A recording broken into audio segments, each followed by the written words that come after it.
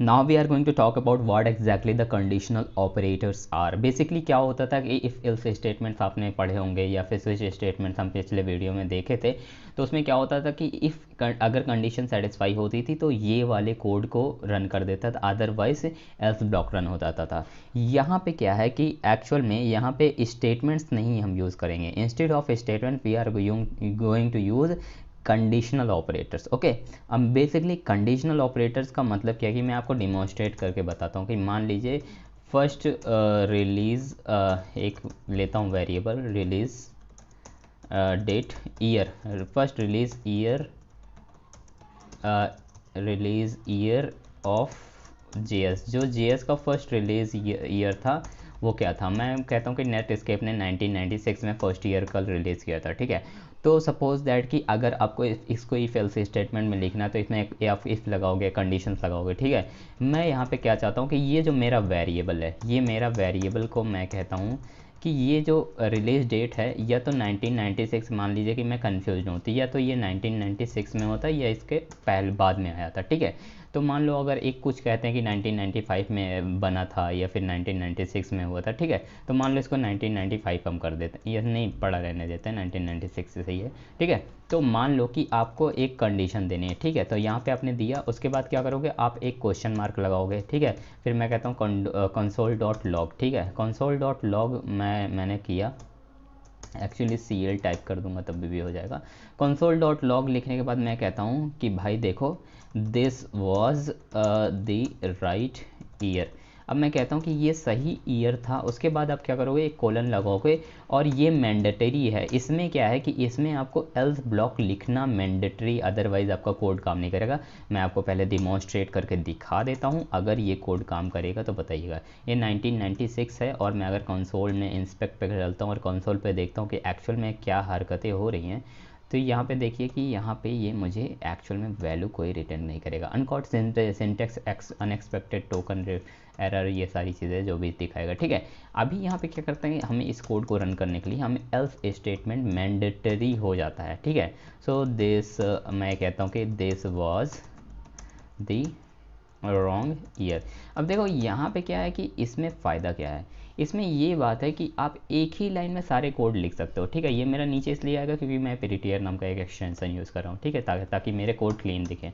तो यहाँ पे क्या है कि यहाँ पे एक one single line of code में आप इफ एल्स स्टेटमेंट लिख सकते हो। अगर अब मैं देख के देखता हूँ कि ये कह रहा है this was the right year, आपने सही, ये सही साल था, और अगर मैं इसको 1995 करता हूँ तो ये कहेगा कि this was the wrong year. तो यहाँ पे क्या है कि यहाँ पे हमारा जो एक्चुअल में टर्शरी ऑपरेटर है, यहाँ पे तीन चीज़ें हैं। ठीक है, देखो टर्शरी का मतलब क्या है, आपने पढ़ा होगा कि प्राइमरी, सेकेंडरी, टर्शरी। ठीक है, पहला, दूसरा, तीसरा। अब यहाँ पे क्या है कि यहाँ पे कुछ कंडीशंस हैं। इफ़ एल्स स्टेटमेंट क्या होते थे कि यहाँ पे देखो, देखो कंडीशनल क्या होता था कि मान लो कि कितने पार्ट होते हैं, मान लो कि मैं कहता हूँ 2-5। हाँ, तो यहाँ पे क्या है, यहाँ पे कितनी कंडीशन है, 2-5, यहाँ दो कंडीशन है। ठीक है, यहाँ पे दो पार्ट है, सॉरी। ओके, अब यहाँ पे क्या है कि दो पार्ट थे वहाँ पे, यहाँ पे क्या कि यहाँ पे तीन कंडीशन है सेटिस्फाई हो रही है, इसलिए इसको टर्शरी ऑपरेटर कहते हैं। पहली बात तो है कि ये जो आपकी कंडीशन है, ठीक है, अगर ये कंडीशन हुई तो इफ़ ब्लॉक रन करेगा, अदरवाइज एल्स ब्लॉक रन करेगा। ठीक है, तो यहाँ पे क्या है, कंडीशन, इफ़, एल्स, यहाँ पे तीन एक्चुअल में वैल्यूज सेटिस्फाई हो रही है। ठीक है, अब मैं आपको एक और चीज़ बताता हूँ कि आप हमेशा ये देखिए, हम पढ़ते थे तो हमने पढ़ा था पिछले वीडियोज़ में, तो हमने ये देखा था कि एक्चुअल में ऑपरेटर्स क्या आते हैं, ये समझ लीजिए कि ऑपरेटर्स ये कंडीशनल ऑपरेटर्स हैं। ठीक है, मतलब कि ऑपरेटर्स क्या होते थे, ऑपरेटर्स हमेशा एक वैल्यू प्रोड्यूस करते थे। ठीक है, और जो एक्चुअल में जो चीज़ वैल्यू प्रोड्यूस कर देगी वो एक्चुअल में एक्सप्रेशन हो जाती है। ठीक है, तो एक्सप्रेशन क्या है, एक्सप्रेशन अगर है तो उसको आप एक पर्टिकुलर वेरिएबल में स्टोर कर सकते हो। हम पहले वेरिएबल में कोई भी चीज़ को स्टोर करते थे। ठीक है, मान लो मैं एक न्यू एक कांस्टेंट वेरिएबल ले लेता हूँ, मान लो कि लाइक टीना एज ले लेता हूँ, टीना की एज लेता हूँ। ठीक है, फिर से मैं एक टीना का वेरिएबल लेता हूँ, टीना एज। अब टीना एज है, मान लो कि अगर मैं टीना का एज बताऊँ तो मैं कहता हूँ कि मान लीजिए कि, या फिर मैं फर्स्ट ईयर ऑफ कोविड का यही केस ले लेता हूँ, first year of Covid release JS का ले लेता हूँ। ठीक है, तो मैं कहता हूँ कि अगर ये ग्रेटर देन और इक्वल टू 2000 या फिर 1996 है, 1996 है। ठीक है, तो आप क्या करो, आप मुझे क्या करो कि एक्चुअल में मुझे कहो यस, राइट। अगर ये सही है तो WRIT या फिर RIGST होता है, राइट। यस करो और नो करो, ठीक है, यस और नो कर देते हैं। यहाँ पे कह देते हैं कि नो, ठीक है। एक में हमने कहा कि यस और दूसरे में हमने कहा कि नो, ठीक है। और यहाँ पे सॉरी, यहाँ पे ये मैंने कंडीशन लगा दी, ठीक है, या तो इसके बराबर बड़ा होगा ये होगा, ठीक है। तो हमने यहाँ पे क्या किया कि हमने इस कंडीशन को यहाँ पे लगा दिया। अब ये क्या है कि यहाँ पे कांस्टेंट नहीं लेते, यहाँ पे डायरेक्ट वैल्यू है, ठीक है। तो अभी क्या है कि देखो ये एक्चुअल में क्या है, ये एक्सप्रेशन हो गया, ठीक है। ये एक्चुअल में एक्सप्रेशन, अगर मैं इसको कंसोल डॉट लॉग करता हूँ तो यहाँ पे क्या होगा कि मान लो कंसोल डॉट लॉग में एंड मैं कहता हूँ कि first year of release of JS something करके कहता हूँ, तो ये कहता है कि 1996, ठीक है। अभी ये मैंने को 1996 दे रहा है, एक्चुअल में ये 1996 इसलिए दे रहा है, ठीक है। तो ये एक्चुअल में मुझे वेरिएबल की पूरी वैल्यू रिटर्न कर रहा है, ठीक है। तो अभी वेरिएबल की ये वैल्यू रिटर्न कर रहा है, पर मैं इसको स्टोर करूँगा एक वेरिएबल में, ठीक है। तो मैं कहता हूँ कि सम लेट्स से JS या फिर JS रिलीज RLEAC, ठीक है। JS रिलीज में इसको स्टोर कर दिया इस वेरिएबल को। और अगर मैं कंसोल डॉट लॉग करता हूँ और मैं कहता हूँ कि JS रिलीज जो मेरा वेरिएबल है उसको यूज़ करो, तो ये कह रहा है कि यस, यानी कि 1996 में एक्चुअल में रिलीज़ हुआ था, क्योंकि यहाँ पे हमने इसको ऑलरेडी सेट कर रखा है। तो यहाँ पे आप देख लीजिए कि हम यहाँ पे पूरी की पूरी इफ़ स्टेटमेंट को ही हमने यहाँ पे लगा दिया। अगर मैं इसको 1995 करता हूँ, ये नो रिटर्न करेगा, डेफिनेटली नो रिटर्न करेगा, ये देखो। एंड यहाँ पे कर रहा है this was the wrong year, ठीक है। तो यहाँ पे क्या कि ये पूरी की पूरी एक्सप्रेशन बन गई, ये पूरी एक्सप्रेशन को हम यहाँ पे एक वेरिएबल में स्टोर करके, और यानी कि ये पूरी चीज़ को कंडीशन को हम यहाँ पे स्टोर करके यहाँ पे इसको यूज़ कर पा रहे हैं। तो इसका सबसे बड़ा फ़ायदा क्या है, देखिए इसका सबसे बड़ा फ़ायदा होगा कि सपोज दैट आप टेम्पलेट लिटरल्स यूज़ करते हो, तो टेम्पलेट लिटरल्स में आप यूज़ कर सकते हो। अब देखो, अगर मैं कहूँ कि कंसोल डॉट लॉग, अगर मैं सपोज दैट कि एक डिमॉन्स्ट्रेशन की बात करूँ कि मान लो कि कंसोल डॉट लॉग में आप ये क्या पूरी चीज़ रन कर सकते हो, यहाँ पे आप एक्चुअल में रन कर सकते हो। बट अगर मैं कहूँ कि आपको पूरी इफ़ स्टेटमेंट रन करनी है, यानी कि ये वाली, मान लो कि यहाँ पे हमने कोई इफ़ स्टेटमेंट लिया है, ठीक है। हाँ, यहाँ पे अगर मैं कहता हूँ कि मान लो कि टाइम ऑफ द पीरियड, मैं इस पर्टिकुलर स्टेटमेंट को रन करना चाहता हूँ, और यहाँ पे मैं कहता हूँ तो टाइम ऑफ पीरियड्स, और यहाँ पे मैं कह देता हूँ कि इसको 8 AM कर देता हूँ, ठीक है। एक्चुअल में 8 AM कर दिया, ठीक है। तो मान लो इसको मैंने 8 AM कर दिया, तो यहाँ पे क्या हो गया कि ये एक्चुअल में नहीं रन करेगा इस चीज़ को, ठीक है। तो यहाँ पे देखिए कि अगर आप पूरी की पूरी इफ़ स्टेटमेंट को रन करना चाहते हो, नहीं करेगा। बट यहाँ पे एक्चुअल में ये एक्सप्रेशन है और ये वैल्यू प्रोड्यूस कर रहा है, ठीक है। तो यहाँ पे क्या है कि यहाँ पे आप इस पर्टिकुलर चीज़ को रन कर सकते हो। इसको रन करने का कैसे करोगे आप एक्चुअल में, देखो मैं टेम्पलेट लिटरल्स का यूज़ करूँगा। सपोज दैट जावा, मैं कहता हूँ कि JavaScript release date, okay, date was, ठीक है। अब date was, JavaScript release date was, अब मैं यहाँ पे इस पर्टिकुलर वेरिएबल को डायरेक्ट यूज़ कर सकता हूँ, ये यूज़ हो जाएगा।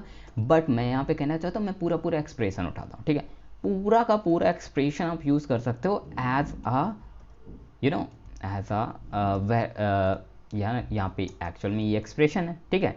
तो आपने इस पर्टिकुलर होल चीज़ को यूज़ कर लिया, ठीक है। और यहाँ पे कह रहा है कि JavaScript release date was no. अब यहाँ पे नो क्यों बता रहा है, क्योंकि मैंने इसे 1995 कर रखा है। अब यहाँ पे 1996 कर देता हूँ, और यहाँ पे मैं कहता हूँ तो यस नो की जगह मैं कह देता हूँ कि मान लो 2019 और 1996, ओके, और रॉन्ग डेट, रॉन्ग ईयर। तो मान लो कि अगर मैं कहता हूँ कि जावास्क्रिप्ट रिलीज डेट वाज, यहाँ पे यस आ रहा है अभी, यस, ओके, हाँ। तो यहाँ पे कहता हूँ, एक्चुअली में ये यहाँ पे नहीं चाहिए, मेरे को चेंज करना चाहिए था, मेरे को यहाँ पे चेंज करना है। तो यहाँ पे अगर मैं कहूँ कि इसी एक्सप्रेशन में 1996, ठीक है, तो यहाँ पे कहेगा कि JavaScript release date was 1996। Actual में जो आप यहाँ पे डिफाइन करोगे उस हिसाब से ये दे देगा। अब तो यहाँ पे क्या है कि अगर मैं जावास्क्रिप्ट रिलीज डेट इज़ कर दूँ, इज़ वाज कर दूँ, या फिर इज़ रॉन्ग कर दूँ, तो मतलब कि जो भी आपको टेम्पलेट लेटर्स यूज़ करना है तो आप यूज़ कर सकते हो, ठीक है। तो यहाँ पे क्या है कि देखिए इफ़ एल्स ब्लॉक में अगर आप इस पर्टिकुलर चीज़ को यूज़ करना है, सपोज दैट कि आपको पूरे के पूरे स्टेटमेंट को एक वेरिएबल में स्टोर करके आप उसको यूज़ करना चाहते हो इफ़ एल्स ब्लॉक में, तो सॉरी इफ़ एल्स ब्लॉक के अंदर यूज़ करोगे तो कैसे करोगे। देखो बेसिकली क्या होगा कि आप उसको बाहर डिफाइन करो, ठीक है, उसके बाद आप उसको यूज़ करो। यानी कि अगर आपने पर्टिकुलर ब्लॉक को बाहर डिफाइन किया तब आप उसको यूज़ कर पाओगे। So now guys as you can see कि हमारे पास ये वाला वेरिएबल है, ठीक है, कांस्टेंट वेरिएबल हमने first year of release date लिया है, ठीक है। अब हम इस इफ़ एल्स स्टेटमेंट लिखेंगे, ठीक है। इफ़ एल्स स्टेटमेंट लिखेंगे तो क्या होगा कि हम जो ब्लॉक ऑफ कोड है, यानी कि हम जो अपना वेरिएबल डिक्लेयर करेंगे वो इफ़ एल्स के बाहर डिक्लेयर करेंगे, ठीक है। तो मैं मान लो कि अनएक्सपेक्टेड वैर लेता हूँ, ठीक है, अनएक्सपेक्टेड वैर लेता हूँ, ठीक है। एक अनएक्सपेक्टेड वेरिएबल, मतलब कि मेरे को वेरिएबल का नाम भी कुछ याद नहीं आ रहा, कुछ भी ले लिया, ठीक है। अब मैंने इस एक वेरिएबल ले लिया, अब मैं कहता हूँ कि मेरे को एक इफ़ ब्लॉक में मैं first year of release date ले लिया और मैं इसको चेक कराता हूँ कि अगर ये 1990 यानी कि हमारा 1996 के बराबर है तो आप क्या करोगे। तो मैं यहाँ करूँगा कि अनएक्सपेक्टेड वैर जो है, अनएक्सपेक्टेड जो मेरा वैर है, इस पे एक ये string this was the right year मैं लिख दूंगा, ठीक है। This was the right year of JS release, okay. तो मैंने यहाँ पे क्या कहा कि मैंने कहा कि यहाँ पे ये वाला जो जेएस रिलीज था ये सही ईयर था, ठीक है। उसके बाद मैं कह देता हूँ कि अनएक्सपेक्टेड वैर, ठीक है। यहाँ पे मैंने कहा कि अनएक्सपेक्टेड वैर, और मैं कहता हूँ कि this was the wrong year of JS release, ठीक है। ये JS रिलीज़ का रॉन्ग ईयर है, ठीक है। अब मैं कहता हूँ कि अगर अब मैं यूज़ करता हूँ console.log और मैं कहता हूँ कि अनएक्सपेक्टेड वैर, ठीक है, तब मेरा क्या शो करेगा कि ये कह रहा है कि this was the right year of JS release, यानी कि ये एक्चुअल में कंपैरिजन कर रहा है और हम जो ये वेरिएबल लिए थे उसको हम यूज़ करके हम यहाँ पे एक्चुअल में देख रहे हैं कि ये सही है या गलत है, ठीक है।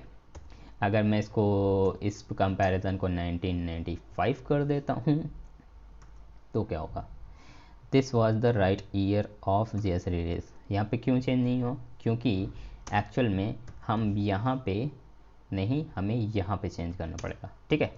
तो ये वाले वेरिएबल को हमने चेंज किया तो यहाँ पे चेंज हो जाएगा, this was the wrong year of release date, JavaScript was date was no wrong year, this was the wrong year, ये सारी चीज़ें हमारी आ रही हैं।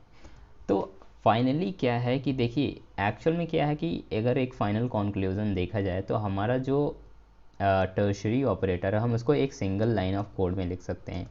ये पूरा का पूरा आपका एक्सप्रेशन बन जाएगा और एक्सप्रेशन को आप किसी भी किसी भी वेरिएबल में स्टोर कर सकते हो। एक्सप्रेशन क्या जनरेट करता है, एक्सप्रेशन एक पर्टिकुलर वैल्यू को जनरेट करता है, ठीक है, और वैल्यू को कभी भी हम किसी भी वेरिएबल में स्टोर कर सकते हैं, ठीक है। So that's it. तो या that's all about it and या thanks for watching guys, bye bye, take care.